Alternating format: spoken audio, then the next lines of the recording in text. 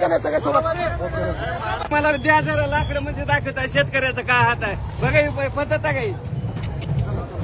आज मला त्या कमांडोनी मारलं.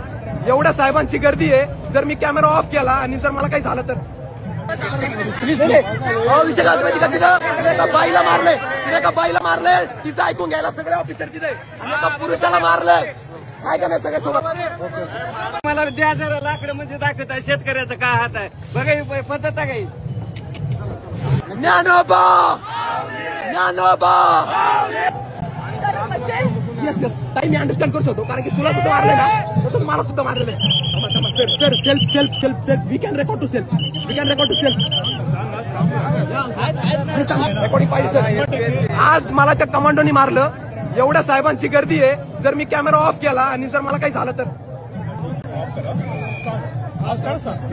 डायरेक्ट कॅमेरा ऑन मी सांगतो.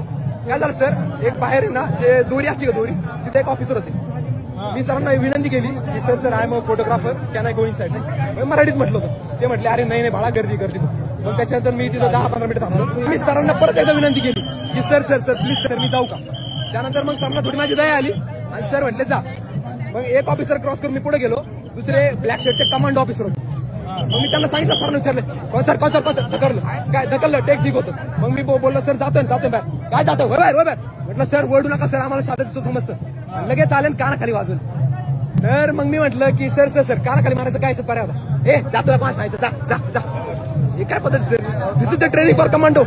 आज माझ्यावर झालं ठीक आहे की मी फोटोग्राफर आहे. मला मी काय वारकरी नाहीये त्यामुळे मला मारलं ठीक आहे. पण या वारकऱ्यांना लेडीजला मारले ते मला माहिती.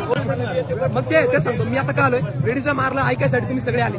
मला तिकडे जेंट्स आढळतात जेंट्स ऑफिसर ए नको जाऊ साहेब म्हणजे जेंट्सचं सुद्धा ऐकून घ्यायचं नाही का साहेबांना? हे द्या मला जीआर वगैरे देतो वेतन देऊन वगैरे फोटो द्या.